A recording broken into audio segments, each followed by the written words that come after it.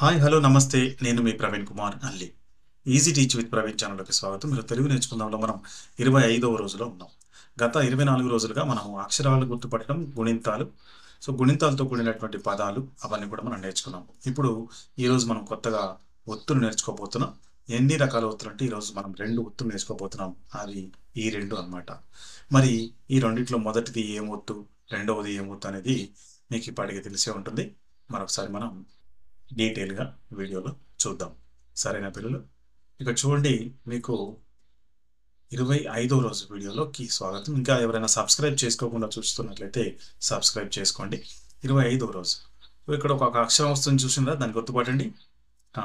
లా కదా. ఇప్పుడు ఆ అక్షరానికి ఒత్తు రూపం వచ్చింది. ఇది చూడడానికి పడుకోబెట్టిన 3 లాగా ఉంది. దీనిని లా ఒత్తు అని పిలుస్తాం. ఈ లా కింద లా ఒత్తు ఇచ్చినప్పుడు మనం దాన్ని లా అని పలకాలి. ఇప్పుడు మనకు ఒత్తు లేకుండా ఉన్నటువంటి పదాన్ని ఎలా పలకాలి, ఒత్తు ఉన్నటువంటి పదాన్ని ఎలా పలకాలో మీకు వివరిస్తాను. రైట్, చూడండి. మొదట మనం రాసినటువంటి పదం కల. ఇక్కడ చూడండి, కాకు తర్వాత లా కింద లా ఒత్తుంది. ఇది లా కింద లా ఒత్తు. ఇక్కడ కల, ఇది కల్ల. లా కింద లా ఒత్తు ఇచ్చాం కాబట్టి ఈ విధంగా లా అని వచ్చి పలుకుతూ ఉంటాం, కల్ల. రైట్ పిల్లలు, మరి ఇప్పుడు తర్వాత పదం చూడండి.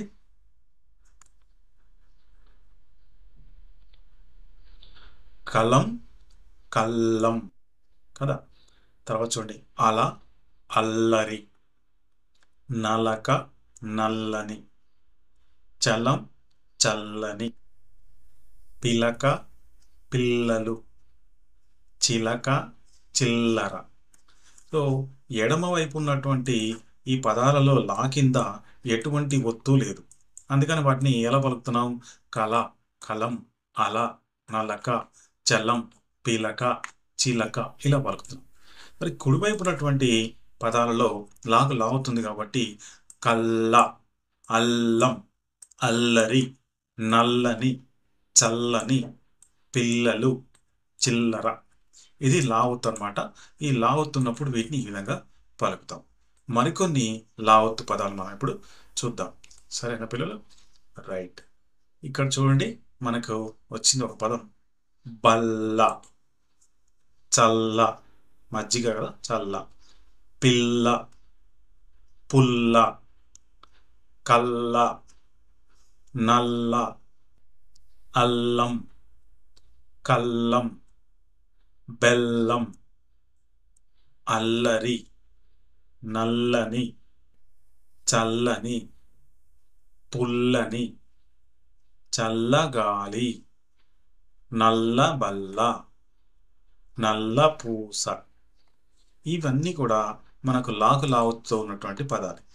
ఎక్కడా కూడా మరి ఇక్కడ లాకి మనము దీర్ఘాలు, గుణింతాలు రాలేదు. ఇప్పుడు వచ్చేటువంటి పదాల్లో ఏమున్నాయి ఒకసారి చూద్దాం. చూడండి, చెల్లి. ఇక్కడ లాకి గుడి ఉంది. గుడి ఉండి కింద ఒత్తుంది, చెల్లి. ఇక్కడ కూడా గుడి ఉంది కాబట్టి లి అని పలుకుతాం, దాన్ని ఒత్తి పలకాలి. బల్లి, తల్లి, నల్లి, పల్లి పట్టి, అల్లింది, చల్లింది, అల్లీపురం, మల్లెతీగ, పల్లెటూరు, నల్లేరు, కొల్లేరు, అల్లుడు, కల్లూరు, జిల్లేడు, పల్లేరు. చూసారా పిల్లలు? ఇక్కడ మనకి ఎడమ వైపు ఏమో ఒత్తులు ఉన్నాయి, కానీ వీటికి ఎటువంటి గుణింతాలు లేవు. కానీ ఇక్కడ ఒత్తు ప్లస్ గుణింతం ఉన్నటువంటి అక్షరాలతో కూడినటువంటి పదాలు అన్నమాట. లాకు గుడి ఉంది, ఇక్కడేమో గుడి దీర్ఘం ఉంది, ఇక్కడేమో ఎత్వం ఉంది, ఇక్కడ ఎత్తం దీర్ఘం ఉంది, ఇక్కడ కొమ్ము ఉంది, ఇక్కడ కొమ్ము దీర్ఘం ఉంది, ఇక్కడ ఎత్తం దీర్ఘం ఉంది. వీటిని మనం ఎలా పలకాలని గుర్తుపట్టి ఆ విధంగా పలకాలి. చెల్లి, బల్లి, తల్లి, నల్లి, పల్లి పట్టి. ఈ టావత్తు కూడా మనం ఇదే వీడియోలో నేర్చుకుంటాం. ఇది టావత్తు అనమాట.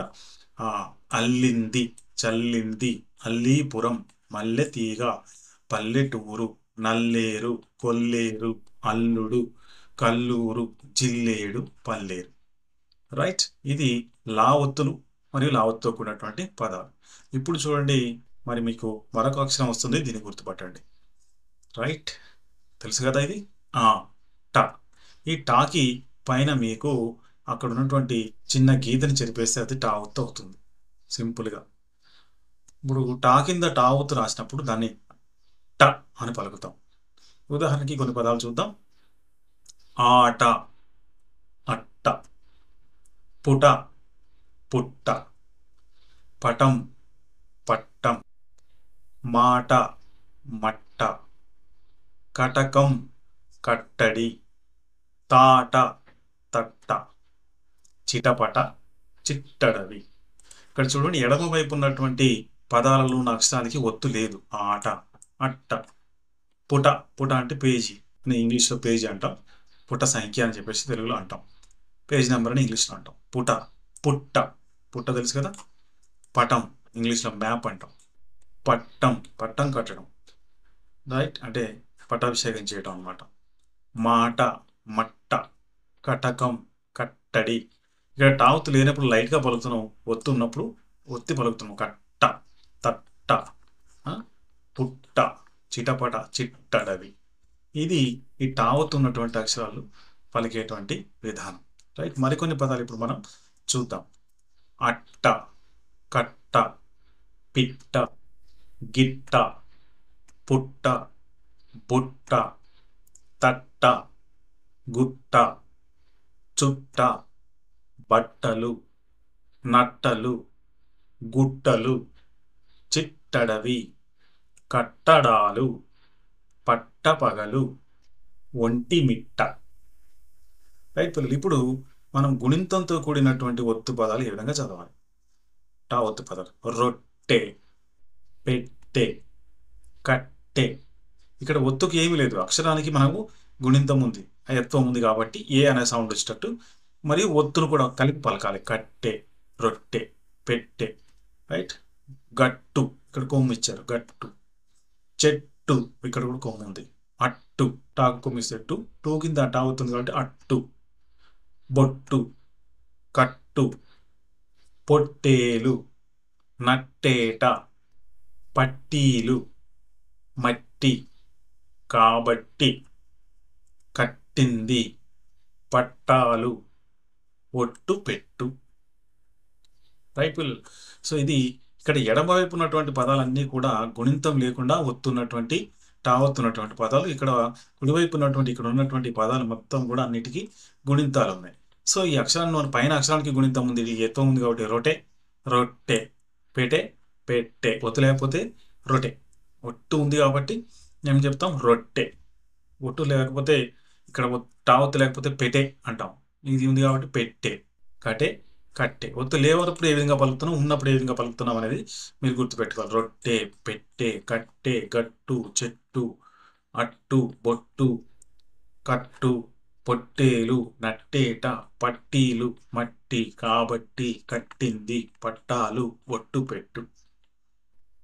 రైట్, ఇవి టావత్తున్నటువంటి పదాలు అన్నమాట. రైట్ పిల్లలు, మరి ఈ వీటి మీదనే మనకు చక్కగా పాటలు వస్తుంటాయి కదా. గోదారి గట్టుంది, గట్టు మీన చెట్టుంది, చెట్టు కొమ్మన పెట్టుంది, పిట్ట మనసులో ఏముంది. గట్టు, చెట్టు, పిట్ట, పుట్ట, ఇవన్నీ కూడా మనకు ప్రాస పదాలు అనిపిస్తూ టావత్తున్నటువంటి పదాలు అన్నమాట. సో ఇవి మనం ఈరోజు లావత్తు మరియు టావత్తు రెండు ఒత్తులు వాటితో ఉన్నటువంటి పదాలు ఈరోజు నేర్చుకున్నాం. మరికొన్ని పదాల ఒత్తులతో రేపటి వీడియోలో కలుసుకుందాం. రైట్ పిల్లలు, thank you very much. Have a good day. జై హింద్.